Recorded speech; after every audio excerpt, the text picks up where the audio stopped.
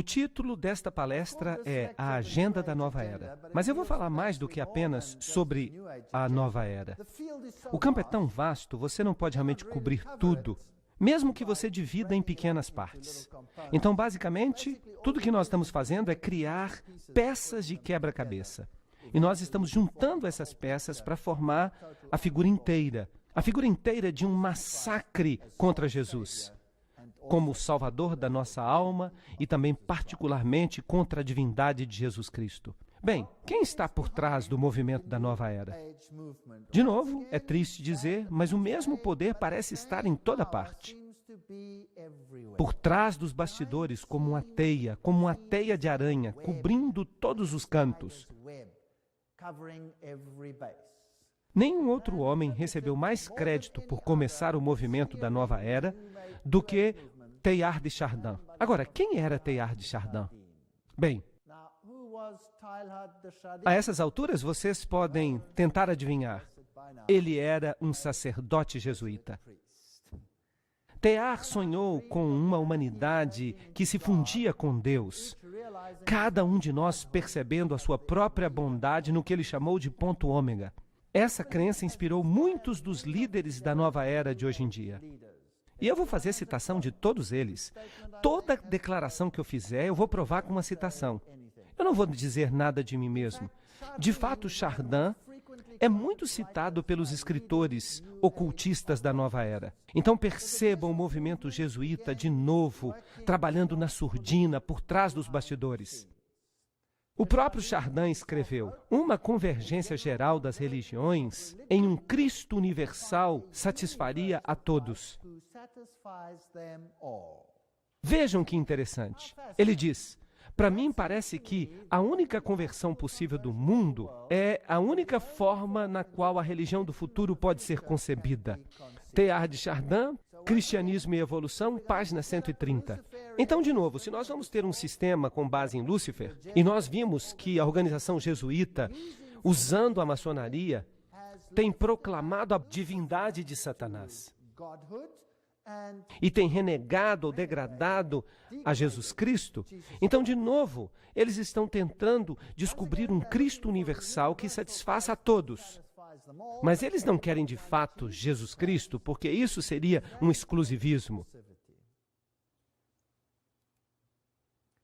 Os segredos dos gnósticos e todos os escritos da nova era estão baseados no gnosticismo. Eles removem a Jesus como ponto focal e o substituem com Lúcifer, ou o substituem pelo homem como divindade final. Então nós tivemos os ebionitas, os marcionitas, os gnósticos, os tomazinos. Todos eles basicamente ensinavam que Jesus era apenas um homem mortal e que nós, em certo sentido, somos divinos e que a divindade de Cristo é somente reconhecida nos mesmos termos. E que a divindade de Cristo significa simplesmente que ele é divino como nós somos divinos. Por trás dos bastidores, a Igreja Católica Romana está controlando o ocultismo em cada nível individual. Ela tem bispos especialistas. São bispos itinerantes que lidam com o mundo oculto. Houve um homem chamado Dom Bosco, e ele teve uma visão. Ele era um católico visionário, e ele teve uma visão em 1862, na qual ele dizia que ele viu o barco do Evangelho atracar entre dois pilares da fé. Em outras palavras, ele ancorou o barco do Evangelho entre os dois pilares da fé. E os dois pilares da fé eram, número um pilar maior, a Eucaristia, que significava que Jesus Cristo era sacrificado inúmeras vezes. De fato, a Eucaristia, que simboliza a morte numa base diária, através da missa, de fato, a cada hora, a cada minuto. Isso, segundo eles, garante que Cristo permanece crucificado, morto e crucificado. Trata-se do corpo de Cristo. De fato, a Eucaristia, então, é a celebração derradeira da vitória de Lúcifer contra Cristo.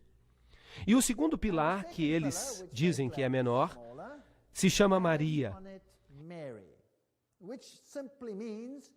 Isso simplesmente significa que Jesus foi substituído por outro mediador. É isso que essa visão significa. Claro que, em termos católicos, isso significa a aceitação da Eucaristia e de Maria pelo mundo inteiro. Nós precisamos então nos lembrar que no ocultismo, Maria pode ser tanto do sexo masculino quanto feminino. Se nós a consideramos do sexo feminino, nós temos Maria, Ísis, Astarote. E se você a considera do sexo masculino, isso não faz a menor diferença. Nós temos algo androgênico. Então você pode chamá-la de Apolo, o rosto de Apolo, você pode chamá-la de Osíris. Tudo seria a mesma coisa, porque Blavatsky diz que tudo é igual. Em Gênesis 3, 1 a 6 está escrito: agora a serpente era o mais astuto de todos os animais que o Senhor tinha feito. E ela disse à mulher: não é isso que Deus disse? Tu não comerás da árvore do jardim. E a mulher disse à serpente: nós podemos comer de todas as árvores frutíferas do jardim, mas do fruto da árvore que está no meio do jardim, Deus disse: dele não comerás, nem tocarás, para que não morras. E a serpente disse à mulher: certamente não morrereis, pois Deus sabe que no dia em que dela comerdes, então os vossos olhos se abrirão, e sereis como deuses, conhecedores do bem e do mal. Essa foi a batalha original no Éden. Pergunta: Deus disse: certamente morrereis. A serpente disse: não morrereis. Um dos dois tem que estar mentindo, certo? Um dos dois está mentindo. Bem, se você está de fato morto, então você é um ser criado e certamente não é Deus. E aqui a serpente diz: de fato, se comerdes dela, percebereis que sois de fato deuses. Outra mentira. Essas são as mentiras gêmeas do Éden que foram ditas pela serpente. Claro, a maçonaria ensina que de uma forma ou de outra, que foi o diabo, como nós já vimos, que disse a verdade, e que Jeová é mentiroso. Foi isso que nós vimos em todas aquelas citações dos maçons. Eles viram as coisas de cabeça para baixo. Este é o ponto central do ensinamento jesuítico, porque os jesuítas, de fato, fundaram a maçonaria. E quando a mulher viu que a árvore era boa como alimento, aí está o velho problema do apetite vindo à tona, e que ela era agradável aos olhos, e que a árvore era desejosa para torná-lo sábio. Mas o grande problema aqui é que ela tomou o fruto e comeu. E ela também deu ao marido, e ele também comeu. Bem, essa foi a batalha do Éden. Se isso foi o início, então o fim será igual. A mesma vitória que a serpente obteve no início, ela tentará obter no final também. E então, começando com Mary Baker Eddy, a fundadora do movimento da cientologia. Essas organizações todas recebem rótulos cristãos, mas o que elas ensinam não é cristão. Esse é um movimento muito esperto, mas nem todos foram enganados por ele. Porque se as pessoas associam o nome de Cristo a esse movimento, é porque ele deve ter valores cristãos, certo? Errado. Ela escreve no livro Ciência e Saúde, a Chave das Escrituras, que foi considerado um dos 75 livros escritos por mulheres capazes de transformar o mundo pela Associação Nacional do Livro dos Estados Unidos. Então, trata-se de uma obra muito influente, que mudou o mundo. Impressionante. Agora, o que Mary Baker Eddy tem a dizer? Aqui estão algumas de suas declarações. No livro Ciência e Saúde, a Chave das Escrituras, que este movimento religioso usa como se fosse um documento adicional à Bíblia, ela disse: o mal não existe. Não é nem uma pessoa, nem um lugar, nem uma coisa. É simplesmente uma crença, uma ilusão em seu sentido material. Bem, e eu sempre me pergunto, em que planeta que ela vive? Certamente não neste planeta. E na página 589 ela diz: Jesus, o mais nobre conceito humano corporal da ideia divina, repreendendo e destruindo o erro e trazendo à luz a imortalidade do homem. Bem, então se Jesus é apenas um exemplo para nos mostrar o que é ser imortal, Deus não disse, certamente morrereis? Ele não disse isso? Foi isso que ele disse. Mas ela fala, não, o homem é imortal. E ainda mais, ela diz, lembremos-nos sempre que o homem imortal e harmonioso há de existir para sempre. Página 302. A Bíblia diz que ele é um ser criado, mas ela diz, não, o homem é imortal, ele vai existir para sempre. E ela diz, a morte é uma ilusão. A vida dá vida na matéria. Qualquer evidência material da morte é falsa, pois ela contradiz o fato espiritual do ser. Página 585. Tá bom. Então não existe morte. Quem disse, certamente não morrereis? A serpente disse. A alma é o princípio divino do homem, nunca peca. Por isso, a alma é imortal. Ups! Essa é uma doutrina fascinante. Então, nós somos duas entidades. Uma casca que morre e uma alma que é imortal. E esse cerne interior nunca peca. Vocês sabem, este é um ensinamento gnóstico do qual os nicolaítas também gostavam. Mas a Bíblia diz que Deus odeia isso. Se este corpo é realmente uma casca, então o que você faz com ele não interessa. Você pode comer o que quiser, você pode se empanturrar, você pode fornicar, você pode fazer o que você quiser. Quem se importa? Você depois vai deixar cair essa casca e você vai ter imortalidade. Mas Deus diz, é dado ao homem morrer uma vez, e depois disso o juízo. Essa é uma história totalmente diferente. Então isso definitivamente não é bíblico. E parece muito com a linguagem da serpente. A escritora diz, o homem e a mulher, como coexistentes e eternos com Deus, para sempre refletem na sua igualdade glorificada o infinito Deus, que é Pai e Mãe. Esse é um Deus androgênico, que se parece muito mais com Lúcifer do que com Deus. Esse conceito de que Deus é pai e mãe não é bíblico. De outra forma, a oração seria, nosso Pai e Mãe que estás no céu, santificado seja o teu nome.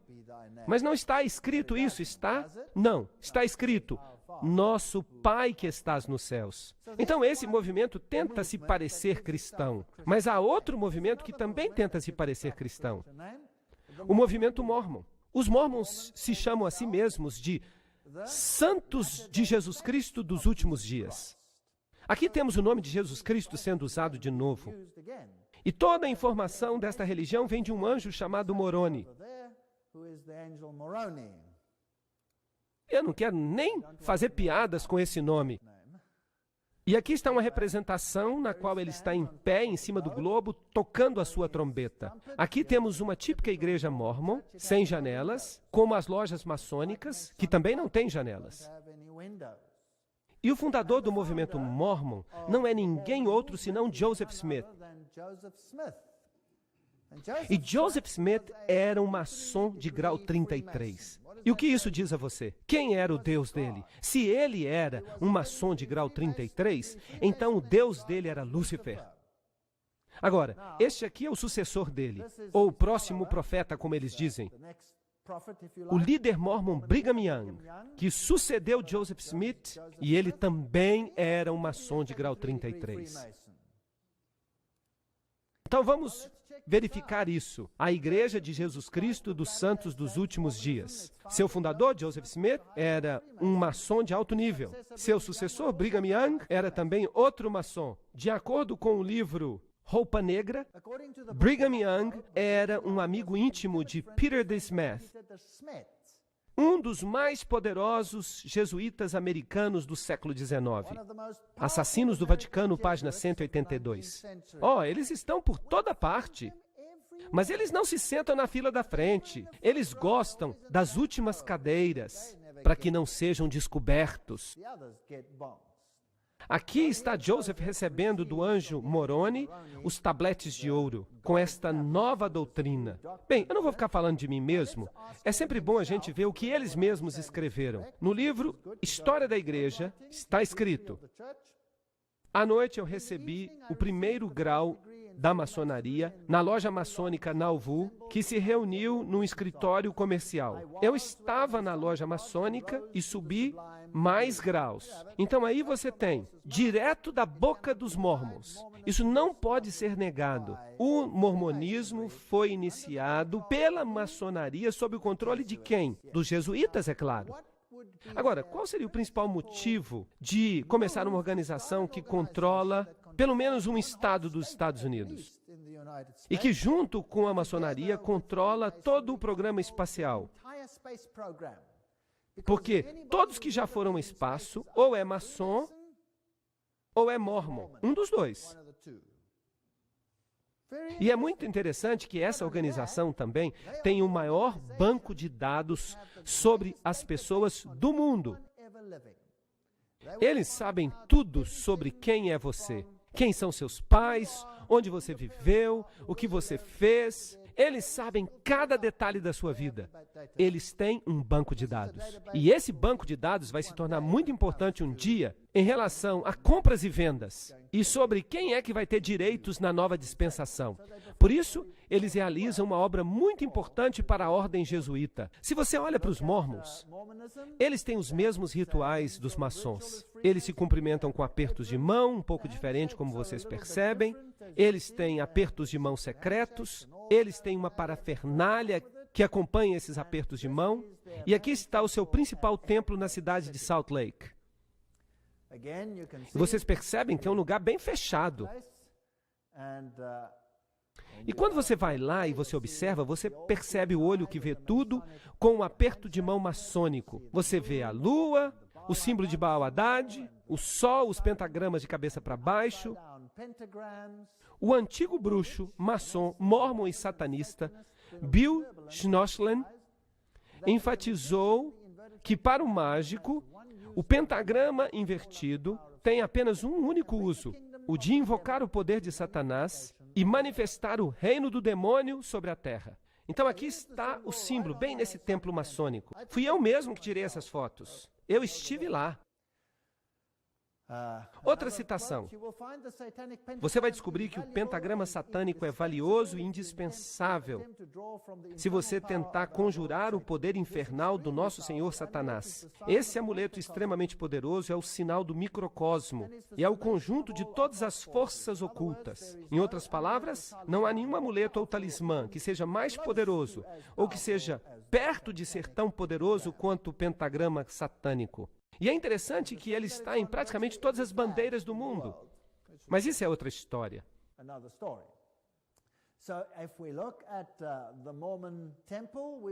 E nós vamos encontrar todos esses símbolos de cabeça para baixo no templo mormon.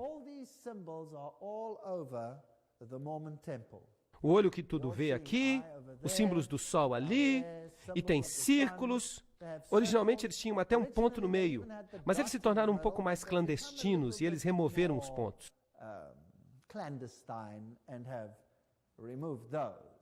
Em outras igrejas no mesmo local, você vai encontrar a estrela de Davi e todos os detalhes do mormonismo. Aqui temos a restauração do sacerdócio arônico. Eles dizem que eles têm o sacerdócio de Arão. Agora, por falar nisso, isso é uma blasfêmia. Porque quem é que tem agora o sacerdócio para sempre? Jesus. Isso significa que eles estão tomando algo que pertence a Jesus. Eles estão roubando Jesus de seu papel e de sua autoridade. Kathy Burns, no livro Símbolos Maçônicos e Ocultos, diz: tanto os maçons quanto os mormons falam do sacerdócio de Melquisedeque. No rito escocês dos maçons, o grau 19 é chamado de Grande Pontífice. É durante esta cerimônia que o candidato é ungido com óleo. Então, proclama-se que ele é um sacerdote para sempre de acordo com a ordem de Melquisedeque.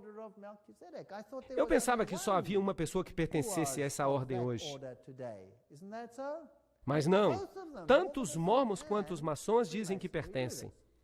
Hebreus 5, 5 e 9 nos diz, contudo, que Cristo não se glorificou a si mesmo para que fosse feito sacerdote, mas ele foi chamado de Deus, sumo sacerdote, de acordo com a ordem de Melquisedeque. Mas os ocultistas, os mormons, os maçons, eles se glorificam a si mesmos e eles tomam sobre si mesmos a honra do sacerdócio que foi dado a Cristo apenas. Então, quando eu dei o título a esta palestra de Massacre Total, você percebe que Todo mundo lá fora está tentando roubar Jesus de seu poder e de seu sacerdócio. Aqui está a sala do coral, lá no Tabernáculo dos Mórmons. Esta aqui é a sala do coral no Tabernáculo dos Mórmons. É aqui que o coral dos Mórmons canta. E canta muito bonito, não é verdade? É a música mais maravilhosa que você pode imaginar. Eles são famosos por causa dessa música. Mas o que você tem que entender é que, no satanismo, você pode chamá-lo também de Cristo.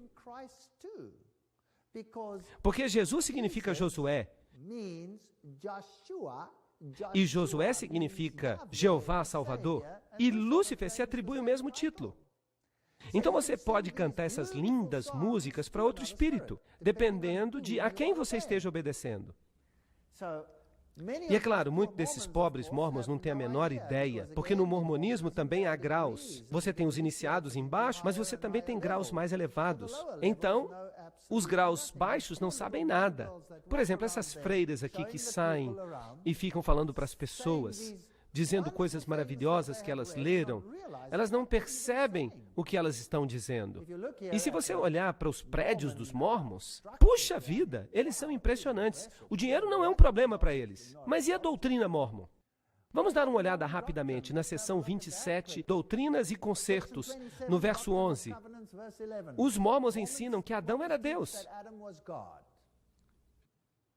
No Jornal dos Discursos, volume 4, página 53, um escrito oficial da Igreja Mormon, está escrito que os pecados só podem ser expiados pelo sangue. E o que isso quer dizer? Isso não é bíblico. No livro de Mormon, Alma 7:10, diz que Jesus nasceu em Jerusalém. Isso não é bíblico. É um detalhe, mas é irritante. Jornal dos Discursos, volume 2, página 81 e 82. Cristo se casou com Maria, Marta e outros. Isso aí lhe dá uma ideia da razão por que eles podem ter mais de uma esposa, não é verdade? Eles negam a expiação, nós estamos passando pelo mesmo ritual de novo. Uma das doutrinas mais perniciosas defendidas pelo homem é a doutrina da justificação pela fé, que entrou no coração de milhões desde a Reforma. Foi o próprio Joseph Smith que escreveu isso em A Restauração de Todas as Coisas, página 192. Isso não parece semelhante ao que Westcott e Hort disseram, sim ou não?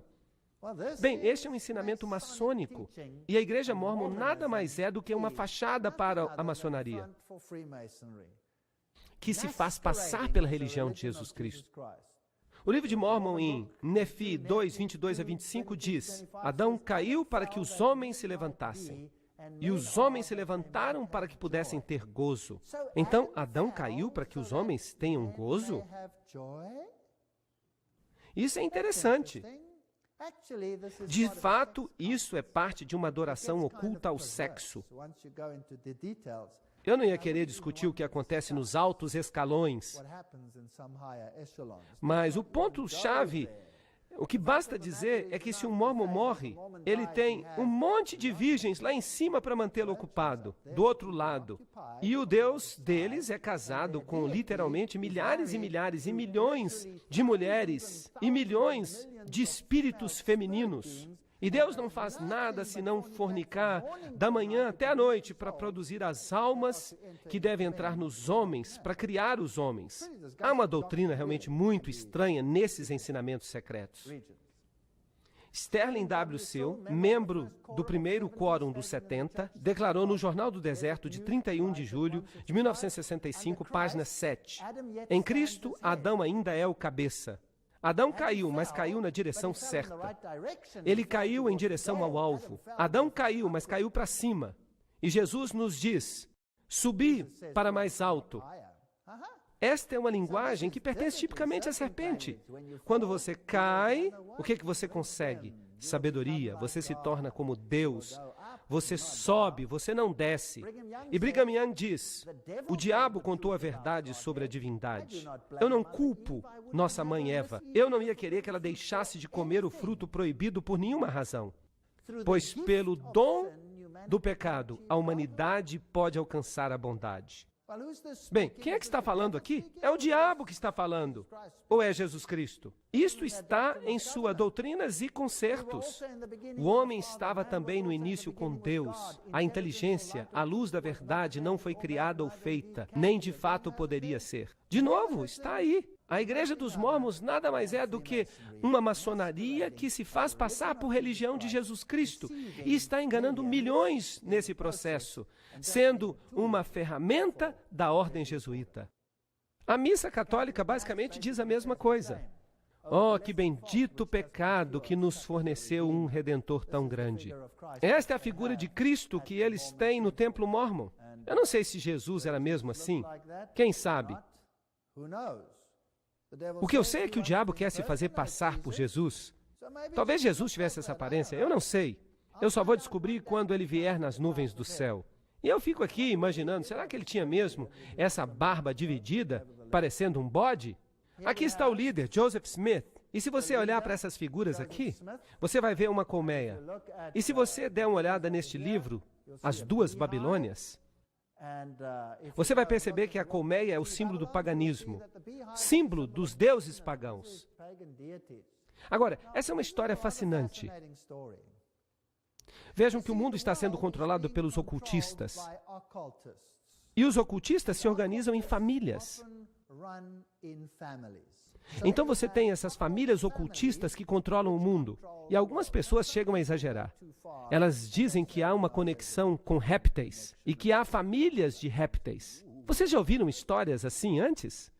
Bem, eu não quero ir nessa direção, mas vamos dizer, é possível que haja famílias que controlem o mundo e que venham de famílias reais? Agora, algumas linhas reais foram erradicadas, eliminadas, destruídas. Foram tiradas da face da terra através da intriga jesuíta. Mas outras foram colocadas no poder, como a casa de Stuart, por exemplo, na Inglaterra. Todos eles maçons, todos eles ocultistas. Eu lhes digo que a rainha é a rainha dos Bilderbergers, e ninguém pode entrar tão profundamente no ocultismo quanto eles. E aí você tem, então, essas famílias reais. É possível que essas famílias estejam controlando a maior parte do mundo? Será que os reis do mundo vão reinar um dia? Vamos dar uma olhada nisso aqui que é interessante. Aqui está o diagrama da família Howland, que se encontra publicado no Templo Mórmon, e explica quem é quem nesse zoológico, e quem pertence a qual família. Uma família. Então nós estamos olhando aqui um tataravô. Vamos dar uma olhada para ver quem são os seus descendentes. Uma família, e vocês podem verificar isso. Joseph Ira Earl, homem muito prominente nos seus dias. Joseph Smith, o fundador dos Mormons. Ele faz parte da família. Ele vem do mesmo tataravô. Emma Hale vem dessa família. Winston Churchill teve o mesmo tataravô. Franklin Roosevelt teve o mesmo tataravô. Richard Nixon teve o mesmo tataravô? Você quer me dizer que o presidente Ford teve o mesmo tataravô? Você quer dizer que George Bush, pai, teve o mesmo tataravô? Que o George Bush, filho, teve o mesmo tataravô? Agora, isso é bastante estranho. Será que é possível crer que, com todas essas divisões na Terra, todos eles vieram da mesma família? Será que isso é pura sorte? Bem, eu vou deixar que você faça a especulação. Eu não quero entrar nisso, mas eu acho fascinante que todos eles venham da mesma família. De Churchill, de muitos presidentes nos Estados Unidos, 1, 2, 3... esse intermediário, 4, 5 presidentes nos Estados Unidos, mais alguns do outro lado, mais o fundador do movimento dos Mormons, tudo da mesma família. Isso é muito, muito, muito estranho. Agora, e esse negócio dos Mormons e a NASA? Você vai descobrir que os principais homens são todos Mormons ou são maçons?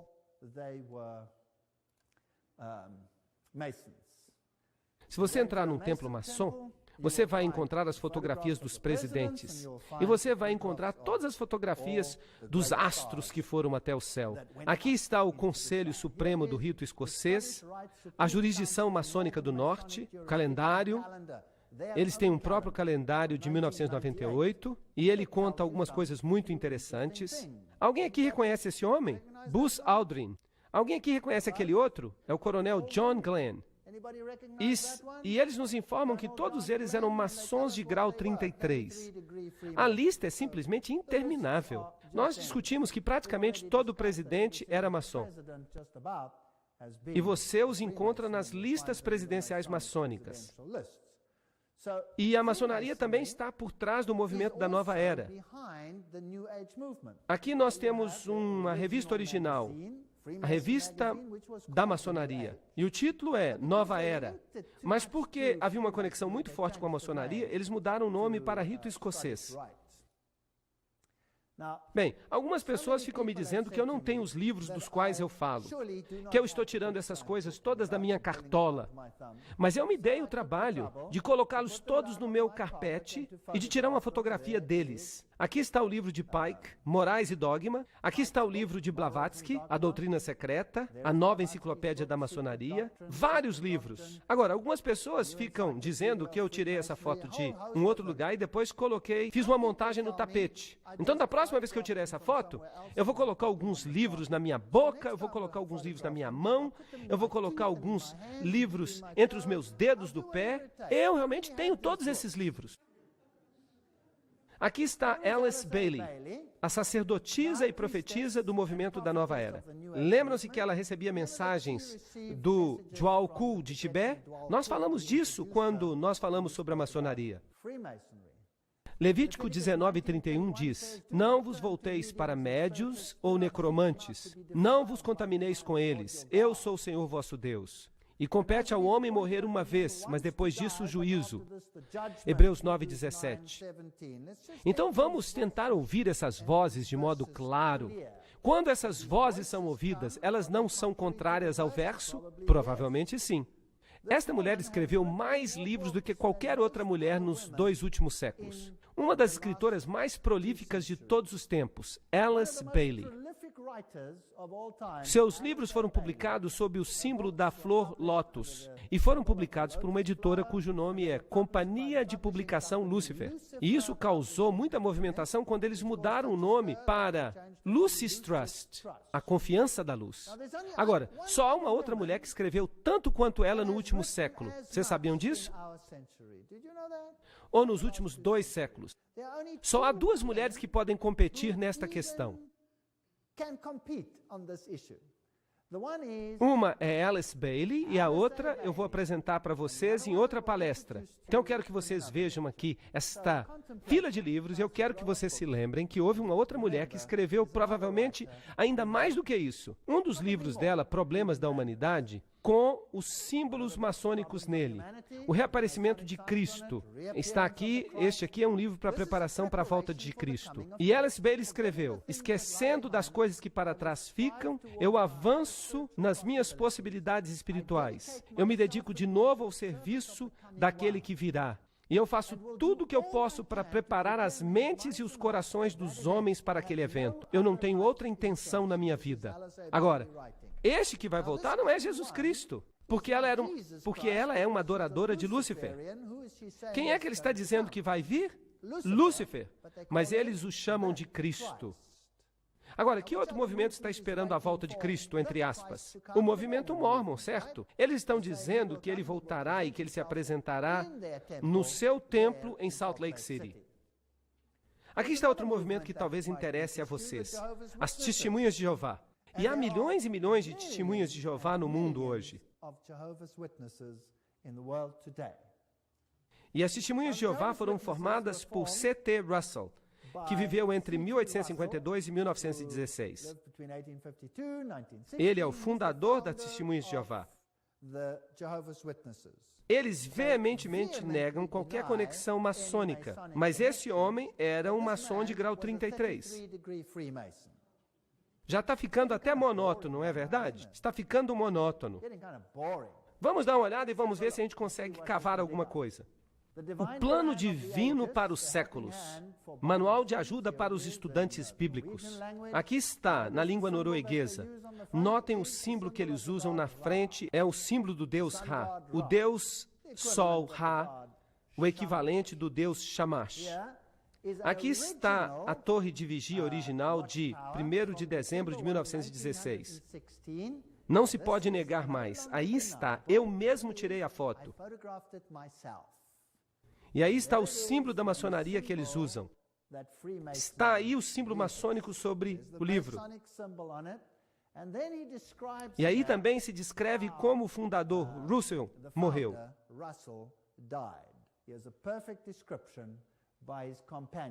Foi então que ele se levantou mais uma vez e disse: façam-me uma toga romana.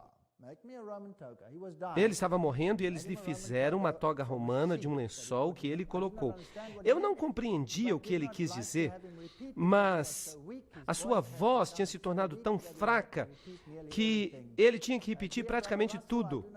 Querido irmão Russell, eu não quero pedir que você repita nada. Eu disse: irmão Russell, eu não compreendi o que você quis dizer. Eu vou mostrar para você. Então ele pegou o lençol e o colocou ao redor, ele o apertou ali. É assim que um maçom quer morrer, quando ele chega à beira da morte.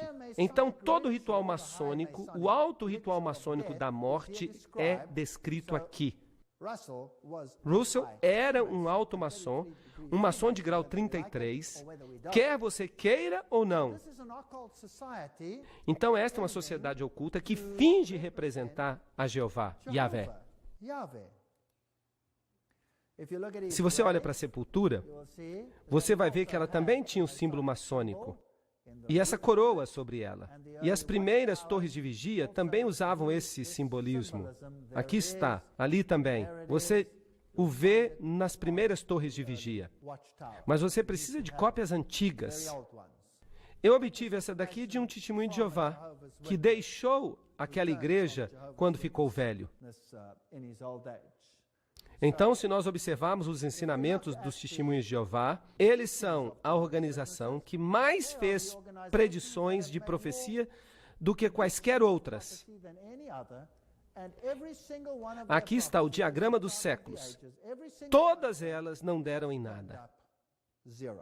Por exemplo, em 1874, eles disseram que Cristo estava voltando, e ele não veio. Em 1878, a ressurreição. Eles disseram que ia ocorrer, mas que era invisível. Em 1881, o fechamento da porta da graça para os gentios. Em 1914, o Armagedon não veio. Em 1914, Abraão, Isaque e Jacó seriam ressuscitados, mas eles não foram ressuscitados. Em 1918, as igrejas cristãs do mundo seriam destruídas. Isso não aconteceu. Em 1920, os países seriam destruídos, mas eles não desapareceram. Em 1925, seria o estabelecimento do reino. Bem, se isso aqui é o reino, eles podem ficar com ele. Depois de 1925, as pessoas seriam capazes de visitar Abraão, que estaria morando em Jerusalém. E aí os seus entes queridos seriam ressuscitados. Nada disso aconteceu. Em 1956, a tradução da Bíblia Novo Mundo saiu, porque eles tinham acabado de desprezar a versão King James. Em 1975, seria o fim do mundo, mas não aconteceu. Nenhuma previsão. E sabem o que a Bíblia fala sobre um profeta, um verdadeiro profeta? É que se suas predições não acontecem, então ele não é um profeta verdadeiro. Fim dos tempos gentílicos, página 99. Com respeito aos tempos dos gentios, nós consideramos uma verdade estabelecida, que o final dos reinos do mundo e o pleno estabelecimento do reino de Deus será realizado no final do ano de 1914. Nada aconteceu. Um pouco antes do fim do ano de 1914, o último membro do corpo de Cristo será glorificado. Será que isso aconteceu? Claro que não. Do contrário, como é que as pessoas ainda poderiam se converter aos testemunhos de Jeová hoje em dia? Isso seria uma perda de tempo. Fim dos tempos gentílicos, página 77. Agora, uma das características das organizações ocultas é que elas fingem ser o que elas não são.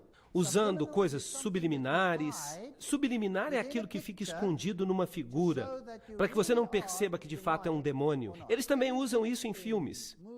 Eles usam até em músicas. Eles usam isso em tudo quanto é tipo de coisa. É um jeito oculto de fazer as coisas. E geralmente eles fazem isso de cabeça para baixo.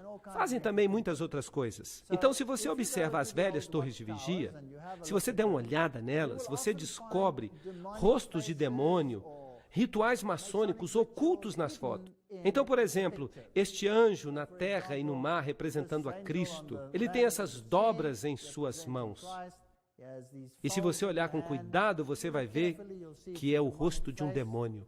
Vejam que a ressurreição desse jovem é o mesmo aperto de mão que é usado para ressuscitar Irão Abif no ritual maçônico.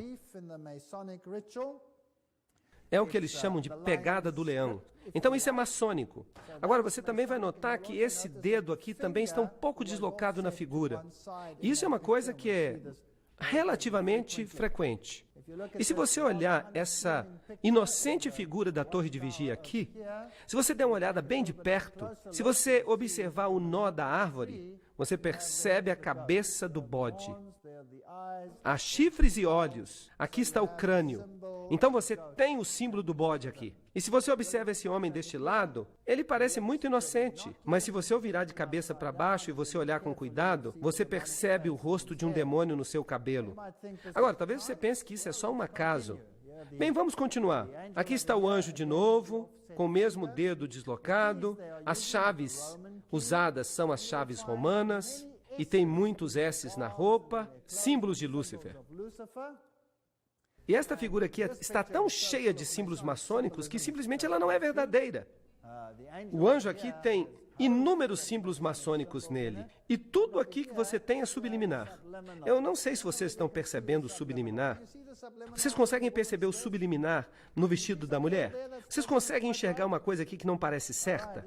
Bem, vamos ampliar. Você tem que realmente olhar bem. Um subliminar não é uma coisa que você deve ver. E uma outra coisa a respeito dos subliminares é que alguns veem na mesma hora, mas outros não conseguem ver. Aqui está a face de um homem. Conseguem ver? Muito bem, alguns estão vendo claramente. Aqui está o nariz, aqui está o bigode. E esse cabelo aqui parece um pouco estranho. Agora, quem é esse? Será que esse aqui é um rosto qualquer ou é o rosto de alguém em particular? Eu vou colocar um outro rosto aqui do lado. Vocês reconhecem? Ali está a barba, o nariz, o cabelo. Esse indivíduo aqui não é o mesmo? É Zeus. Então eles colocam todos esses subliminares aí. E algumas pessoas conseguem ver. Quem consegue ver? Deixe-me ver. Ah, muitos estão vendo. Ok, ótimo. Mas outros não conseguem ver. Esta é a natureza do subliminar. Agora, se nós formos para outro, você observa aqui os triângulos maçônicos, você observa aqui os pentagramas, todos os tipos de coisas ocultas. E então eles usam sombras para fazer isso de modo bem esperto.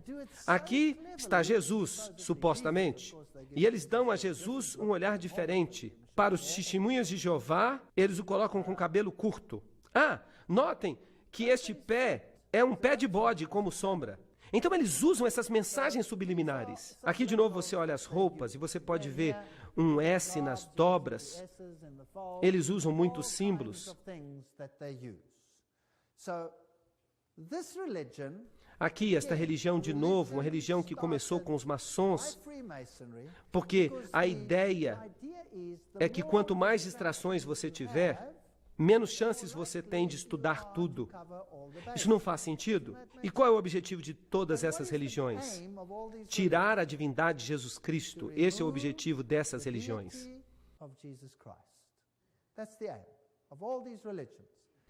Eles ensinam, por exemplo, os testemunhos de Jeová, que Jesus não é Deus, que ele é um ser criado. Os mormons ensinam isso. Os maçons ensinam isso. O mundo oculto ensina isso. O islamismo ensina isso. Os católicos, os líderes católicos ensinam isso. Todos eles ensinam isso. Há alguém que odeia Jesus. E vocês sabem quem é? Sim, é Lúcifer. Lúcifer. E o seu agente, de acordo com a Bíblia, é o papado.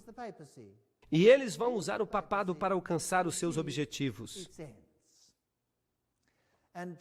E eu acho que já chegou a hora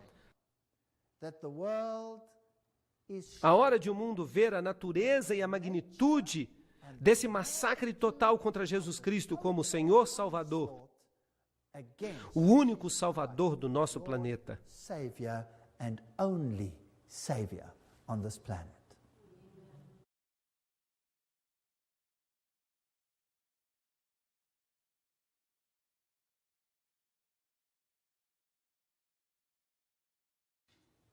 Nós vimos que parte da agenda da nova era é criar tantas organizações quantas forem possíveis, a fim de que neguem a divindade de Cristo.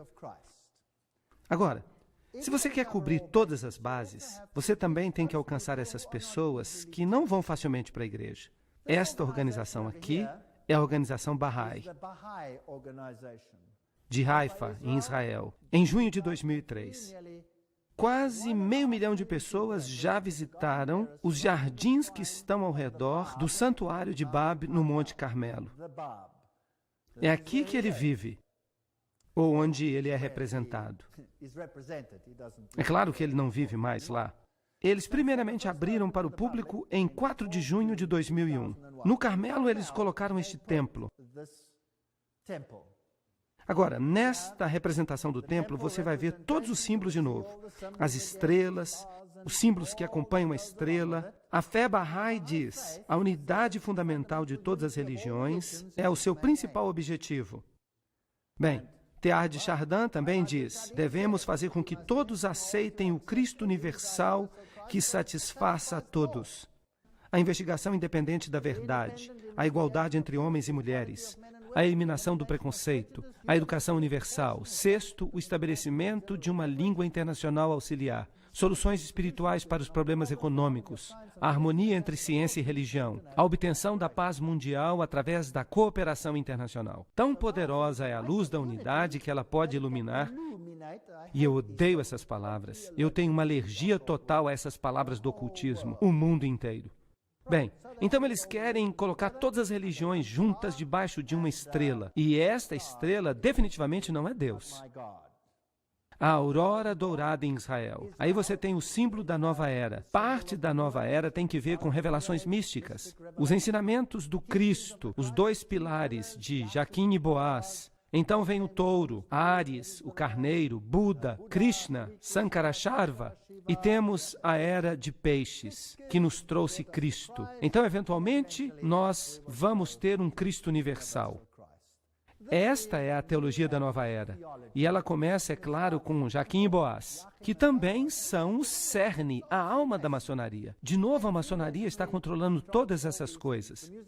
No musical Hair, quando a Lua está na 7ª casa e Júpiter se alinha com Marte, então a paz guiará os planetas e o amor guiará as estrelas. Este será o despontar da era de Aquário. Harmonia e compreensão, simpatia e confiança. Não haverá mais falsidade ou divisões, uma vida de ouro, sonhos de visões, a revelação do cristal místico e a verdadeira libertação da mente. Aquário, a era de Aquário. Quem é mais velho aqui se lembra dessa música, não se lembra? Sim, que mentira. Tudo isso tem que ver com Lúcifer. É o advento da unidade sob os símbolos ocultos. Assim como a maçonaria faz a mesma coisa com os símbolos de Jaquim e Boaz. A Bíblia nunca fala de pilares nesse sentido. Aqui está a paciência dos santos. Aqui estão aqueles que guardam os mandamentos de Deus e a fé em Jesus. Apocalipse 14, 12. Esses são os pilares nos quais nós podemos depositar a nossa fé. Estes são os pilares verdadeiros. Então a nova era está cheia de amuletos e chaves cósmicas e poderes de pirâmides e astrologia e cura natural e mãos de luz. Tudo isso é muito esotérico. Isso até agrada a mente, como se fosse uma sabedoria antiga. Por falar nisso, temos o livro Manual de Enoque, Arquétipos sobre a Árvore da Vida. Esse Manual de Enoque é, claro, apócrifo, mas os católicos ensinam isso de forma muito aceitável. Temos o tarô, a mágica, olhos que tudo veem, pentagramas, bruxaria, magia branca e magia negra. Vocês sabiam que na Inglaterra as pessoas podem fazer faculdade de magia e o governo paga todas as despesas? Que legal, hein? Você pode se tornar um bruxo. E você pode escolher se você quer ser especialista em magia negra ou em magia branca. Isso realmente não faz a menor diferença. Uma vez dentro desse círculo mágico, o bruxo diz as seguintes palavras: grandes mestres do universo, prontamente obedeçam à minha vontade. Eu os conjuro pelos grandes nomes cheios de poder, o nome dos Illuminati do firmamento. Assim se invoca Lúcifer. Apareçam para mim, que evoco a sagrada influência das principalidades e dos poderes. Eu pensei que nós estivéssemos em guerra contra eles, mas aqui eles os estão convidando. Venham em paz através do poder dos exaltados Illuminati. Sirvam-me e revelem todas as coisas a mim, da terra e do mar, do conhecimento e da sabedoria, do mal e do bem, da lei natural e da magia. Isso é magia, mas você percebe a linguagem do Éden aí, não percebe? Sim, bem e mal e todas essas coisas. A Bíblia diz em Deuteronômio 18:10, que não seja encontrado entre vós qualquer um que faça passar o seu filho ou filha pelo fogo, ou que use a adivinhação, ou que observe os tempos, ou encantador, ou bruxo, ou aquele que consulte os espíritos familiares, ou mago, ou necromante. Pois todos os que fazem estas coisas são abominação ao Senhor. E por causa dessas abominações, o Senhor teu Deus os tira diante de ti. E, no entanto, hoje em dia, no mundo não se fala em outra coisa. No livro Vozes do Céu, Arquétipos do Zodíaco, nós encontramos alguns dos grandes canais modernos que se comunicam com os espíritos. O canal Virginia Essene, que diz que Jesus falou através dela, dizendo: a morte é uma criação da humanidade, não de Deus. Esta é a verdade plena. De novo, eles estão ensinando que não existe a morte. Aqui está outro livro da Nova Era, A Vida da Morte. Aqui está outro de Jean Curie, Você Não Pode Morrer. E aqui está o símbolo do chamar, você não pode morrer. Esta não é a linguagem que a serpente usou? Claro que esta é a linguagem da serpente. Em Eclesiastes 9, 5 a 6 está escrito: pois os vivos sabem que morrerão, mas os mortos não sabem coisa alguma, nem terão recompensa, pois a sua memória jaz no esquecimento. Também o seu amor e o seu ódio, a sua inveja, tudo pereceu. Eles não têm mais uma parte em qualquer coisa que é feita debaixo do sol. Eclesiastes 9, 6. Quando você está morto, a sua mente para. Mas não para estas pessoas aqui. Elas dizem que conversam com os mortos. Tarô vivo, espiritismo, alquimia pessoal. A rosa é o símbolo de Lúcifer. A magia antiga e a nova era, eles usam todos os mesmos símbolos. Eles usam pilares, a meia-lua com uma estrela, ou o sol. Isso é a mesma coisa que o nascimento do Deus Sol e a sua morte. E se vem sob a forma da hóstia, então nós temos a Eucaristia. Aqui colocaram uma face de Apolo em vez da face de Maria, mas é somente uma forma masculina, pois tudo é exatamente a mesma coisa. O sol, a lua, as estrelas, Ísis, Horus, a adoração de Sete.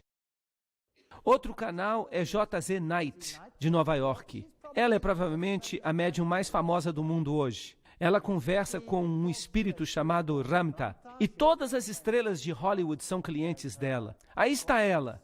Ela é uma mulher muito bonita. E por falar nisto, isso aqui é maçônico. Mas não se preocupem. Ali está o simbolismo dela.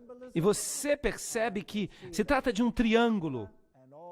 Ramta, cuja médium é J.Z. Knight, diz o seguinte: através da história, nós temos tentado muitas avenidas diferentes para lhes lembrar de sua grandeza, de seu poder e da eternidade de sua vida. Nós já fomos rei, conquistador, o Cristo crucificado, mestre, amigo, filósofo, qualquer coisa que pudesse canalizar o conhecimento. Às vezes nós interferimos em seus casos para impedir que vocês se aniquilem, para que a vida possa continuar a ser um playground para suas experiências e a sua evolução para a alegria. Agora, lembrem-se que os mormons também ensinam que o homem pecou para que ele tivesse alegria. E aqui é J.Z. Knight que está falando. Eu vou abaixar um pouco o som aqui e eu vou mostrar para vocês um pequeno trecho em que ela está falando. É uma pena que este som não é muito bom. Aqui ela está explicando como ela conheceu Ramtha. E ela disse que Ramtha apareceu para ela como uma luz brilhante, como alguém que está com a mão cheia de purpurina e joga essa purpurina nos raios do sol. E ela olhou para ele e lhe disse: quem é você? Você é tão lindo. E ele disse: eu sou Ramtha. Eu estou aqui para ajudá-la a sair do buraco. Bem, vamos deixar que ela mesma fale. É uma pena que o som não está muito bom, mas prestem atenção ao que ela está falando. Nós não poderemos nos aproximar de Deus se nós reforçarmos o conceito de que havia apenas um Filho de Deus, pois isso nos leva a indagar. Então, quem somos nós? Percebem o que ela está dizendo? Que nós não podemos acreditar no conceito de que só há um Filho de Deus, porque isso nos leva a indagar quem somos nós. O que isso implica? Que nós somos Deus, certo? Que nós somos deuses, certo? Vamos perguntar para ela então o que é a verdadeira fé. Vamos deixar que ela mesma responda. Prestem atenção.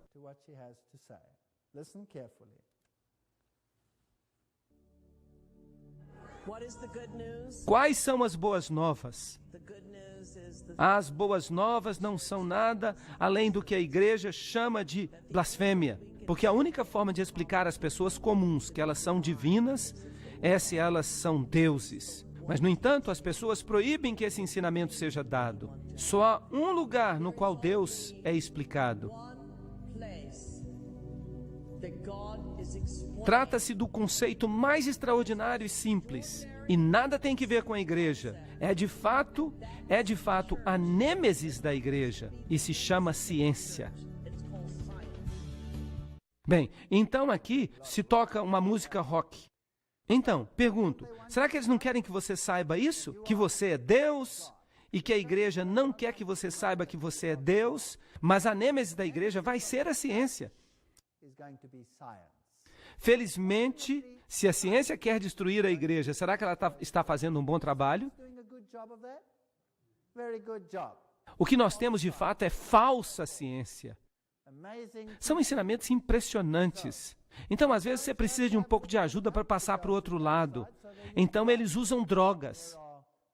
Eles usam o que eles chamam de bebidas espertas. Esta aqui é chamada de anjo caído. E eles dizem que você pode incrementar a sua vida espiritual se você usar êxtase. E se você está tomando êxtase, e se você beber essa bebida esperta, qualquer que seja ela, vocês conhecem essa marca Red Bull? Eles dizem que Red Bull lhe dá asas para voar.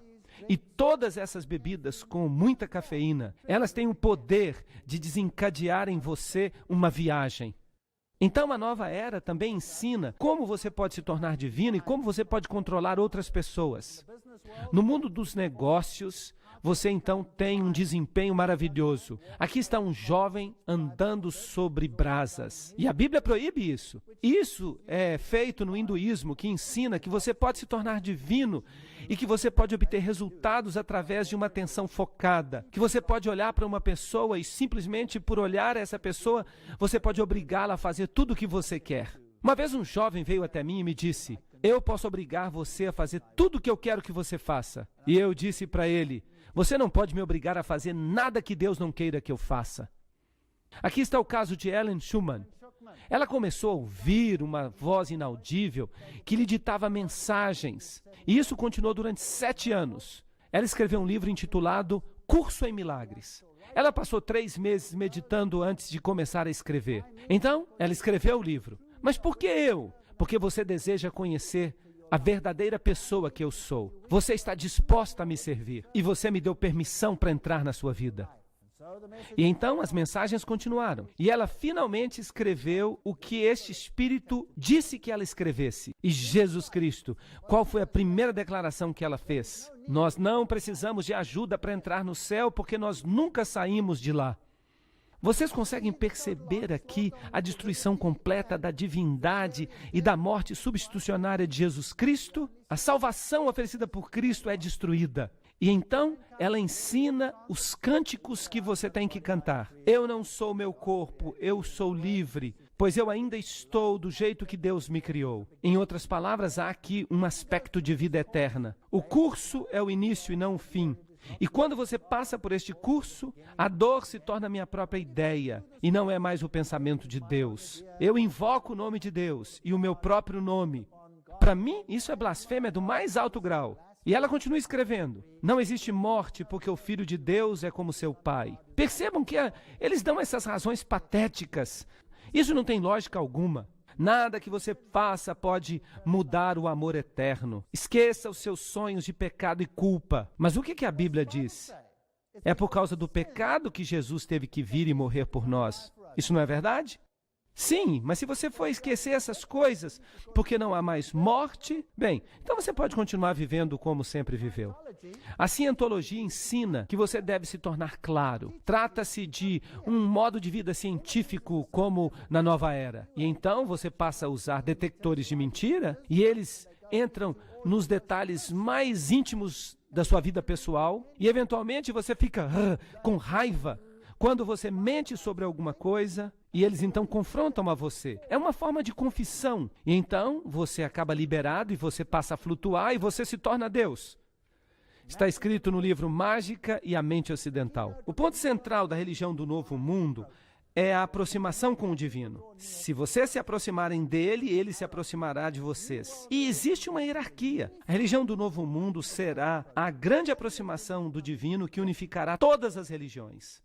Então, se nós fizermos uma comparação das doutrinas da nova era com as doutrinas da Bíblia, nós descobriremos que, primeiro, a Bíblia diz, Jesus é o Filho de Deus. A nova era diz, Jesus é um dos mestres.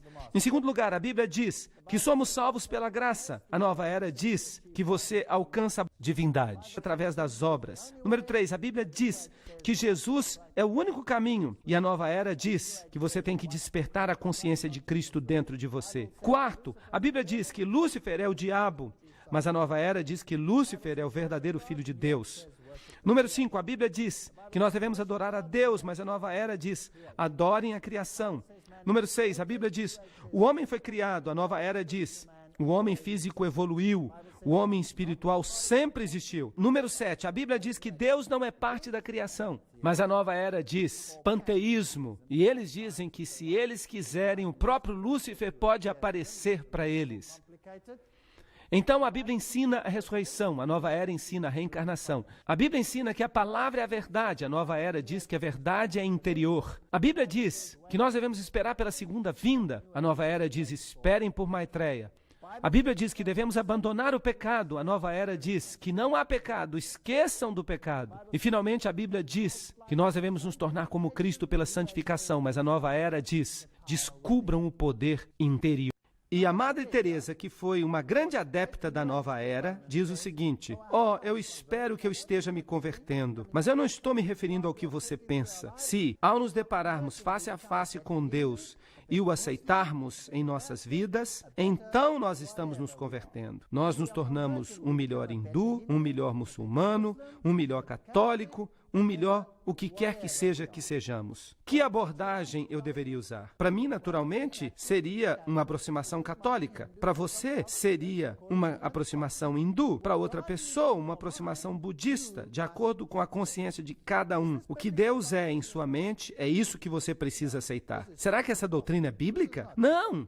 Esta é a doutrina da serpente, não é a doutrina bíblica. O que ela está dizendo é que um sacerdote católico podia muito bem ser budista. E eles podem, de fato eles são budistas. E ela continua, nós precisamos fundir o eticista, o prático, o político e o sacerdote. E é sobre isso que as conferências deles falam. E se nós observarmos os teólogos católicos e a Igreja da Inglaterra e o Dalai Lama e os muçulmanos, os judeus, os sikhs, todos eles são iguais. E nas Nações Unidas, a fé dessas pessoas estava disposta a mover montanhas. E por isso, eles ensaiaram um ecumenismo, uma iniciativa ecumênica que é chamada de Nações Unidas da Fé. E eu vou dar uma palestra inteira sobre este assunto. O budismo também ensina que a divindade é uma coisa interna, que uma pessoa pode se tornar divina. O budismo também ensina a reencarnação. De fato, o budismo é apenas uma seita do hinduísmo. Aqui está o Dalai Lama, o atual Lama, claro. Quando ele morrer um dia, eles vão precisar de um sucessor, certo? E eles não podem esperar que o lama se reencarne num bebê e esperem que ele cresça. Eles precisam de um líder imediatamente. Então eles dizem que o próximo Dalai Lama já está encarnado. Ali está. Aquele ali é o próximo Dalai Lama. Então o pobre espírito do Dalai Lama deve ficar pulando entre um e outro. Que ensinamento ridículo. E as pessoas creem nisso? E é claro, ele é tratado como se ele fosse Deus e rei. Esta aqui vem da revista Time. O Dalai Lama, no seu exílio no Tibete, Deus e rei. Assim como o Papa é Deus e rei. Mas aqui quem é que manda em quem? Quem manda é o Papa, porque o Dalai Lama se prostra diante dele. Mas vocês percebem que Vaticano e budismo são tudo a mesma coisa. Fala-se de um caminho para o Nirvana, do esvaziamento do eu, até que nada reste em você. Prometem um paraíso, uma luz que vem do Oriente, e de repente o mundo está inundado com esses deuses pequenos. Aqui está um deles, Hushir Avatar Adida Samraj. Ele também é considerado Deus. Aqui está ele, um que tem um monte de mulheres flutuando ao redor. E aqui está ele, fotografado em 1993. Aqui ele entra numa sala, todos se prostram, de repente a porta de entrada se abriu e o ser mais brilhante que eu já vi entrou. Este é aquele, em letra maiúscula, por quem eu estava esperando. O que esse trecho está dizendo? Está dizendo que não é suficiente buscar a realização como um alívio para o sofrimento. A realização tem que ver com o avatar da luz, o caminho de Adidan.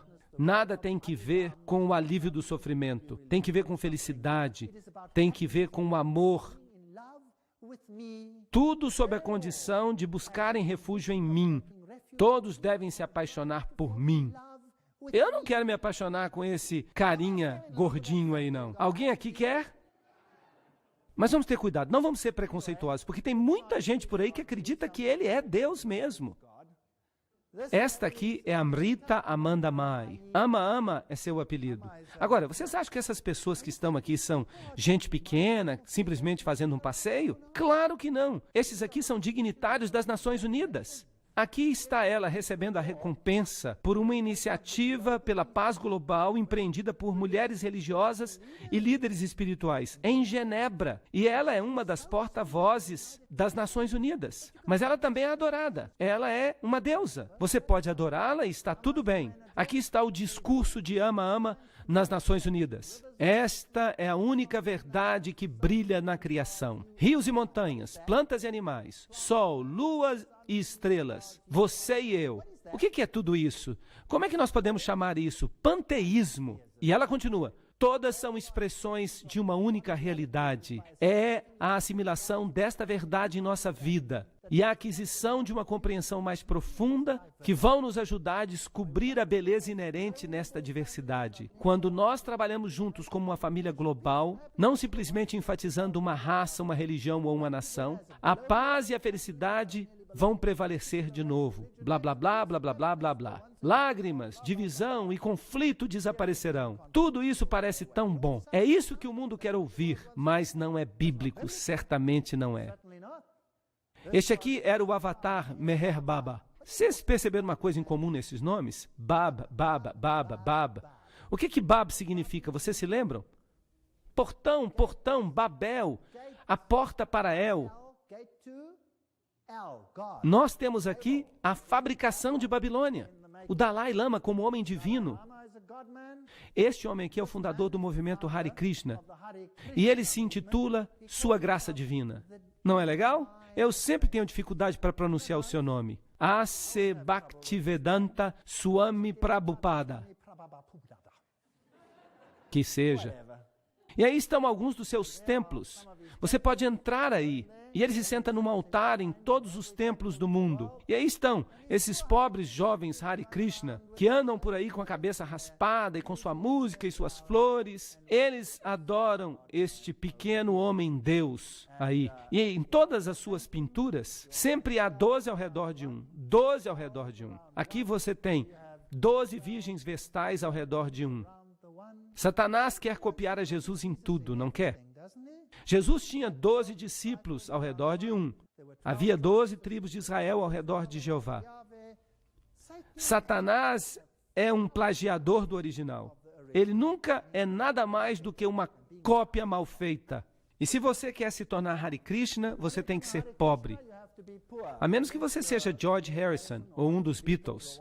Aí então você pode continuar sendo rico. Eles precisam do seu dinheiro. Bem, aqui estava o original Sai Baba. Mas ele morreu. Mas, fiquem frios, ele reencarnou. Ele está de volta. Aí está Swami Dhirendra. Todos presidentes, todos altos oficiais da Índia, eles e Indira Gandhi, este aqui era o guru pessoal dela. Ele era uma espécie de Deus que ajudava na malhação. E aqui está a sua santidade, Maharishi Mahesh Yogi. E o que sua santidade tem para dizer é tão profano que eu vou adiar até uma palestra posterior. Ele só fala de assassinato. E o serviço social exige que se observe o Dia das Nações Unidas. Mas a fé Bahá'í tem o maior número de representantes nas Nações Unidas. 800 membros que se dedicam de tempo integral. Esta é a maior representação de todas as igrejas do mundo. Mas quem controla esses representantes por trás dos bastidores, isso é outra história. Bem, aqui está o fundador. Eu acho muito interessante que a fé Bahá'í tenha sido fundada em 1844. Vocês percebem como esta data continua sempre aparecendo? É uma data tão fascinante. E este aqui é o Baha'u'lláh, que faz uma ligação entre a fé Bahá'í, fundada por Bab, que significa portão. E aí você percebe todos os portões que levam ao céu. E aí está o filho dele. Infelizmente, este daqui é a reencarnação de Bab, do original Sai Baba. O nome dele é Sri Satya Sai Baba Ashram Puttaparthi. E ele se chama a si mesmo de Deus Todo-Poderoso. Este aqui realmente me irrita. Eu tenho que me controlar para não falar dele. E aqui ele aparece com a sua pequena flor.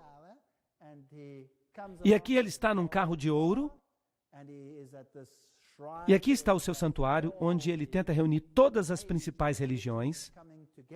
E tanta coisa tem se falado sobre este homem. É simplesmente nojento. Eu não quero nem falar sobre isso. Mas ele diz que é Deus. E no mundo inteiro as pessoas o adoram. Aqui tem um camarada alemão se ajoelhando na frente dele. Ou sentado de frente a um templo de Sai Baba. Sabem, às vezes eu fico imaginando, o que aconteceu com a minha nação? Eu gostaria de pegar essas pessoas e dar uma sacudida nelas. Será que vocês esqueceram da reforma? Daquilo pelo qual as pessoas estavam dispostas a morrer? Será que vocês se esqueceram que é Jesus Cristo que é o centro da nossa religião? E não uma outra pessoa que se parece com, eu não sei, talvez um esfregão estático ou alguma coisa? E eles adoram isso? Isso não é uma loucura? Bem, quem controla essas religiões? Vejam aqui o jesuíta Swamis. Eu quero dizer que quem controla tudo isso são os jesuítas. Aqui nós temos os jesuítas adotando a roupa, a dieta e os costumes dessas pessoas. E esses Swamis, eles são jesuítas. Porque na religião jesuíta você pode se tornar todas as coisas para todos os homens. E você então controla tudo por trás dos bastidores. Este aqui morreu recentemente. Seu nome era Bhagwan Sri Rajneesh Osho. Aí está ele, um homem divino, e as pessoas o adoravam. Ele tinha 50 Rolls Royce, e as multidões o admiravam. Escutem agora o que eles estão dizendo sobre essa pessoa. Bem, eu tive o prazer de conhecer a Bhagwan, e eu quero lhes dizer que não existe ninguém como ele. Bhagwan é o meu mestre, eu o amo. Eu estou apaixonado por ele, isso é tudo que eu tenho a dizer. Ele andava de Rolls Royce 2 ou 3 vezes por dia e era adorado, literalmente adorado por milhares de seguidores ocidentais. É tão triste ver a sua devoção para um mero ser humano que se considera Deus e sua submissão ao seu governo espiritual. Por isso eles usam a foto dele ao redor do pescoço continuamente. E eles são obrigados a usar sempre vermelho. E são obrigados a mudar o seu nome para nomes hindus.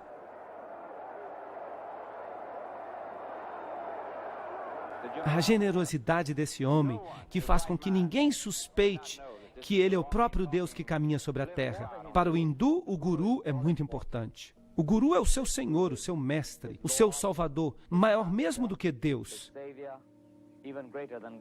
Eu estou realmente muito interessado em sua adoração, em sua veneração, nos dons, nas oferendas que eles me trazem. Mas eu certamente não estou interessado em seus problemas e suas dificuldades e suas dores. Os seguidores do guru creem que ele retribui este amor incrível que eles sentem por ele, mas em realidade ele se alimenta de suas emoções para manter o seu próprio ego. Eles estão buscando a sabedoria, o amor que Bhagwan tem para oferecer. Ele tem tanto amor e ele oferece este amor a todos. E ele nos ajuda a encontrar o nosso amor por nós mesmos. Bem, aqui tem mais algumas cenas. Vejam este repórter. Milhares de adeptos, a maioria dos quais vêm de famílias separadas e já emocionalmente feridos, estão se tornando vítimas dos gurus. A maioria dos gurus que eu conheço no mundo ocidental são muito ricos. Os gurus têm mais interesse em discípulos brancos do que em discípulos da Índia, simplesmente porque eles podem pegar mais dinheiro dos brancos.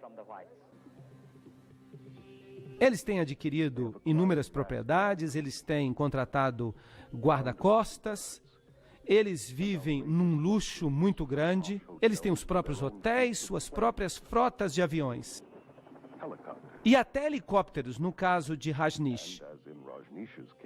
Bem, eu não posso garantir que vocês entenderam isso, mas vocês percebem a magnitude como as pessoas podem adorar gente assim. E este é apenas um deles. Há muitos outros. Ken Wilber, um psicólogo da nova era, diz: a grande deusa Kali da Índia, quando vista em sua forma mais elevada como a esposa de Shiva, é um exemplo perfeito da assimilação da imagem da grande mãe em um novo corpus, em um corpus mais elevado da mitologia da grande deusa, que serve de fato um sacrifício de autoconhecimento e não um sacrifício substitutivo com sangue. Percebem que essas pessoas detestam a Jesus? Elas o odeiam. E dizem, a queda foi um avanço evolutivo, um crescimento perfeito. Isso não é interessante? Sim, o que mais eles dizem? Quando comemos da árvore do conhecimento, não apenas os homens e mulheres perceberam o seu estado mortal e finito. Eles perceberam que eles tinham que sair da subconsciência do Éden para que eles pudessem verdadeiramente viver a vida de si mesmos. Eles não foram expulsos do jardim do Éden, eles simplesmente cresceram e saíram de lá. E eles dizem que por esse ato corajoso nós temos que agradecer a Eva e não culpá-la. Este é o mesmo ensinamento dos Mormons, exatamente o mesmo. Este livro aqui é A Vinda do Cristo Cósmico e seu autor é Matthew Fox. Quem é Matthew Fox? Um sacerdote católico que se tornou sacerdote episcopal. Porque dá para mudar de um para o outro. É tudo a mesma coisa. Este livro fala do sagrado e de nossa resposta para ele. Reverência. O que é sagrado? Tudo é sagrado. A criação é sagrada. As estrelas, as galáxias, as baleias, o solo. E o que é isso? Isso é panteísmo. O que mais ele diz? Que criatura há de negar que é um diamante mortal, uma bênção original, uma imagem do divino? É minha experiência que somente a espécie humana ousa negar a sua divindade, ousa negar o Cristo cósmico. A Vinda do Cristo Cósmico é o livro, e o seu autor é um sacerdote católico. E ele continua dizendo, se a minha tese estiver correta, hoje é o tempo de nos movermos da busca pelo Jesus histórico para a busca do Cristo cósmico. Isso ajudaria a combater a religião distorcida e o movimento pseudo-místico de nossa época, conhecido como fundamentalismo e às vezes chamado de cristofascismo. Bem, quem mais disse que essas pessoas são como novos fascistas? Isso não é interessante?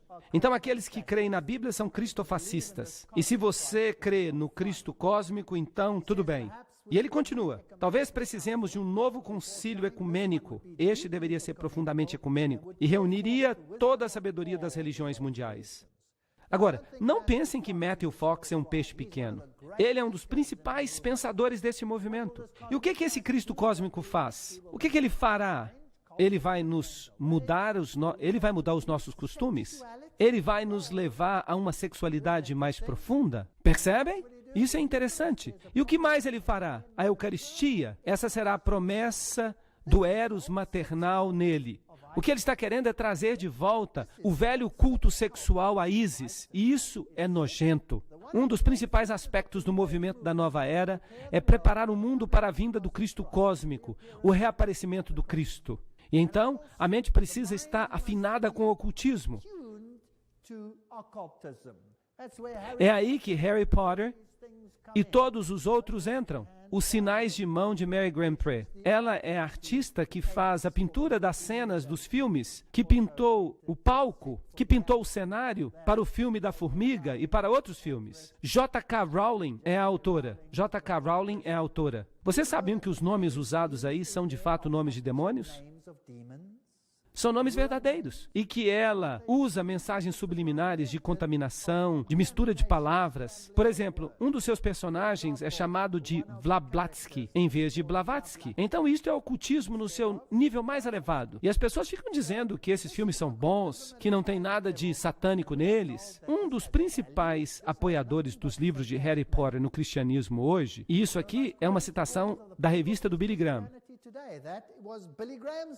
E eles dizem, Harry e seus amigos desenvolvem coragem, lealdade e uma disposição para se sacrificar uns pelos outros. Não são más lições em um mundo tão egoísta, mas eles têm o símbolo de Zeus neles.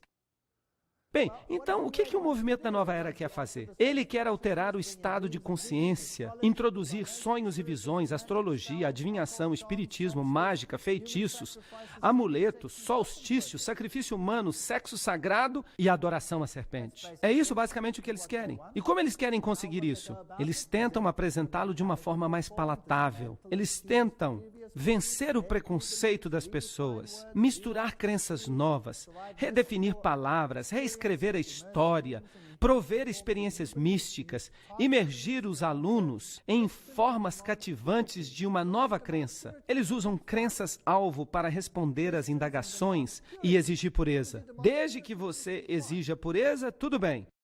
Os iniciados, esta aqui é supostamente a aparência que eles têm. O mestre Moroil, o mestre Venécio, os 9 grandes mestres que vêm de novo, o mestre Hilário, o mestre São Paulo, tudo reencarnação. Serapis, que significa serafim, forma angélica, Mahashohan, e o mestre Jesus, que, é claro, foi superado pelo Cristo. Patético. Todos os outros mestres são mestres em seu próprio direito, mas quando chega em Jesus, ele é superado. Não é interessante como eles mudaram a Bíblia para dizer, em vez de Espírito Santo, o Espírito de Jesus, mostrando que Jesus na Bíblia também era controlado por outra pessoa? Bem, então o grande mestre Kuthum Lassing, e então o Maitreya, aquele por quem todos estão esperando, o Cristo, o Bodhisattva, o Imam Mahdi, o Sri Krishna, o São Patrício, o mestre do mundo. Agora,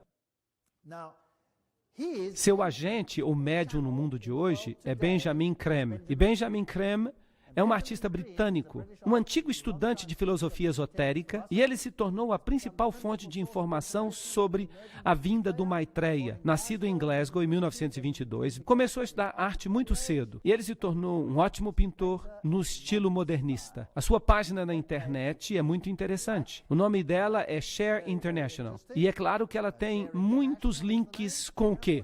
Com sites católicos. E para mim, esse aqui é um outro jesuíta. Benjamin Creme, o reaparecimento do Cristo e os mestres da sabedoria. Em 1982, a sua organização Tara Centre pagou páginas inteiras de anúncio nos principais jornais do mundo, declarando que o Cristo já voltou. E ele diz, as igrejas cristãs revitalizadas, bem como as lojas maçônicas, serão usadas com o propósito de iniciar as massas que vivem neste planeta. Vocês percebem, então, que as igrejas vão cooperar. Ele escreve, partilhem com seus irmãos esta experiência jubilosa e falem a eles que Maitreya, seu amigo, seu irmão, seu mestre, voltou. Vamos ver esse pequeno vídeo aqui e observar o que ele tem a dizer. Boa noite, meus queridos amigos. Estejam prontos para me ver em breve, para seguir os meus pensamentos. A minha vinda se aproxima. O mestre mundial da nova era de Aquários, Maitreya Buda, já está vivendo em Londres, na Inglaterra, desde 1977. Buda, há 2.500 anos, fez uma profecia que, em seu tempo, viria ao mundo um outro grande Buda. Buda como ele mesmo, e seu nome, Maitreya, inspiraria a humanidade a criar uma civilização brilhante e dourada, com base na justiça e na verdade. E que Maitreya viria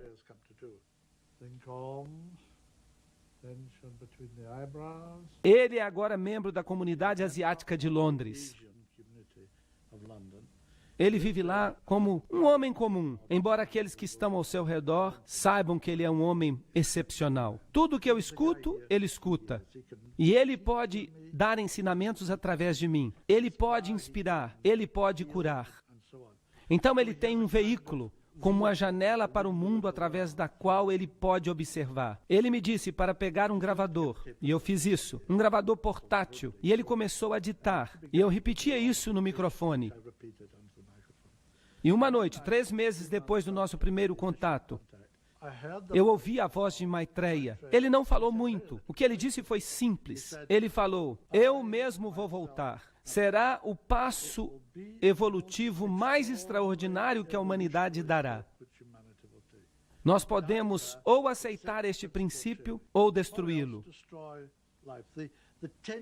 As tensões inerentes na discrepância dos padrões de vida entre o mundo desenvolvido e o terceiro mundo é tal que contém as sementes de uma terceira guerra mundial, que seria uma guerra nuclear que destruiria toda a vida, tanto humana quanto subhumana. Mas ele pôde fazer a escolha, ele pôde convidá-lo. E agora nós o convidamos para que ele venha às emissoras de rádio e televisão do mundo. E o dia dessa declaração será o mais extraordinário. A humanidade verá sua face nas telas de televisão. Mas ele não vai falar nada. E os seus pensamentos e as suas ideias entrarão telepaticamente nas mentes de toda a humanidade. Ele estabelecerá um contato mental telepático com toda a humanidade simultaneamente.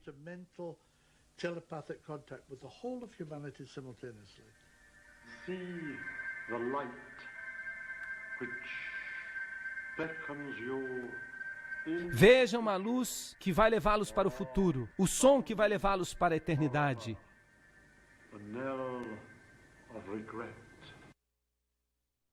Você não odeia esse tipo de voz? See the light that beckons you into the future, or forever sound the knell of regret. Isso é patético, não é? Ele vai aparecer para todos nas telas da televisão, vai se comunicar telepaticamente com todos, e todos vão perceber que eles têm que ir e ficar ao seu lado. E o princípio da partilha, da redistribuição, da riqueza será aceito. Todas essas coisas das quais nós temos falado. Isso não é nada mais do que doutrina católica sendo ensinada pela nova era. O reaparecimento dos mestres da sabedoria, a missão de Maitreya e todas essas coisas. Em 1977 lhe perguntaram, você tem alguma coisa a dizer sobre o Papa de Roma? E ele disse, o Mestre Jesus assumirá o trono de São Pedro em Roma. Este evento está prestes a ocorrer. E ele disse em 1979, o falecido Papa Paulo VI e a repentina morte do Papa João Paulo depois de um mês como pontífice, deixa ainda mais claro que o atual Papa João Paulo II será o último. E então, na mensagem 53, ele diz, a lei de Deus, eu sou. E aqui estão as suas prioridades. Número 1, estabelecer a paz. Número 2, inaugurar a partilha. Número 3, remover a culpa e o medo. Número 4, educar a humanidade. Número 5, introduzir os mistérios. Número 6, embelezar todas as cidades. Número 7, remover todos os impedimentos às viagens. Número 8, criar um banco de conhecimentos acessível para todos. Fornecer alimento suficiente. Fornecer moradias. Claro que ele não diz que essas casas vão ter que ser partilhadas. Número 11, fornecer cuidados à saúde e educação, alcançar e manter o equilíbrio ecológico. E número 13, fazer justiça política e social para todos. E ele diz que Deus há de brilhar em todo homem, porque dentro de cada um de vocês está um ser divino. Será que essa linguagem é de Deus ou é da serpente? Ele fala como demônio. E o que mais ele diz? A teologia é um argumento inútil com respeito às Escrituras. É uma perda de energia. Simplesmente tomem o amor e vivam-no. Percebem que ele não gosta da Bíblia. Ele diz, eu lhes peço que aceitem este novo nível de compreensão. Se vocês se apegarem a cada frase da Bíblia, se vocês argumentarem sobre sua interpretação, vocês estarão perdendo o foco da mensagem de Deus. Isso parece com aquela frase, que a força esteja com vocês. Ele fala dos fatos do Cristo, os fatos da hierarquia, um itinerário muito apertado entre o tempo de agora e o reaparecimento do Cristo. Ele pede que aprendamos a grande invocação. De fato, é Satanás que está dizendo, eu vou voltar em breve. Mas quando nós pregamos que Jesus vai voltar em breve, como é que o mundo responde? Oh, não, que ainda demore muito tempo. Aí está a grande invocação. Eu não vou ler isso aí, porque isso é uma tolice. Sem a partilha não pode haver justiça. Sem a justiça não pode haver paz. Sem paz não pode haver futuro. E então, cruzes misteriosas começaram a aparecer no céu. E de repente, ele apareceu um dia. Uau! Aí está ele, em 1988. E quem é que estava lá para filmá-lo? A CNN, é claro. Os donos da CNN, Ted Turner, era um maçom de grau 33. Então, era de se esperar que fosse a CNN que o fotografasse. E aí ele apareceu. E aí está o seu símbolo, um símbolo relacionado ao ocultismo. Você tem a suástica. Você tem a estrela e a lua e as cruzes e a unificação de todas as religiões. Ele apareceu em 1988, ele curou todas as pessoas e ele tinha hisopo em sua mão. E milhares se prostraram diante dele e o adoraram como Deus. E então a CNN diz, ele desapareceu no céu como um místico. Então ele apareceu na televisão e todos os canais de televisão mudaram para ele. E nas Nações Unidas em algumas áreas, e na Austrália. Era como se Jesus fosse a estrela da televisão americana. E centenas de espectadores dizem que o viram. Então ele apareceu em 1998 em Chipre, na Islândia, na Argentina, na Rússia, no México, em todo o mundo, na Áustria, Canadá. No dia 1º de março ele apareceu em Toronto, Blanca, Melo, em Oregon, nos Estados Unidos. E em 1999 ele apareceu na Croácia. E 100 cristãos, naquele caso, o viram. E na China ele apareceu aos muçulmanos, na Polônia aos cristãos e também aos muçulmanos. E cerca de 500 cristãos fundamentalistas o viram. Na Turquia ele apareceu aos cristãos, em Marrocos aos muçulmanos. Em 2001 ele apareceu na Argentina, Brasil, Índia, Polônia, China, Nova Zelândia. Já ouviram falar disso? Vocês sabiam de todas essas aparições? No México ele apareceu num estádio, 35 mil pessoas se prostraram e o adoraram como Jesus Cristo. Vejam que interessante. Primeiro 150, depois 400, depois 150, depois 200. Então, em 2002, ele apareceu no Paraguai, no dia 24 de fevereiro, a 200 cristãos. E depois disso, as aparições foram interrompidas. A segunda vinda de Cristo, e nós vamos fazer uma palestra sobre isso, a Bíblia diz que ela vai ocorrer com poder e grande glória, que ele vai vir nas nuvens para punir aqueles que se recusam a conhecer a Deus, para redimir o povo de Deus. Ele vem com seus anjos, com relâmpagos que brilham do ocidente ao oriente, todos os olhos o verão, e então haverá a ressurreição. Jesus há de vir e todo olho verá. É isso que a Bíblia diz. Ele não vai aparecer na televisão e vai falar a você para controlar a sua mente? Não existe nada disso na Bíblia. Quem vai aparecer dessa forma é um falso Cristo, mas o verdadeiro Cristo vai aparecer nas nuvens dos céus. E todo olho verá. Apocalipse 1:7. E Apocalipse 22:20 diz, aquele que testifica estas coisas diz, certamente venho sem demora. Amém. Vem, Senhor Jesus. Eu espero que o mundo seja divertido para que ninguém se engane com esses messias falsos, esses mestres falsos que se colocam como Deus, enquanto eles estão vivendo uma vida de luxo neste planeta. Enquanto eles vivem em luxo e esplendor, então eles propagam essas coisas. Eu espero que o mundo seja divertido para que perceba que a Bíblia é sua única esperança. Nós precisamos mostrar que as pessoas estão atacando a divindade de Jesus Cristo, estão atacando o nosso Salvador. E que Deus nos ajude a fazê-lo. Amém.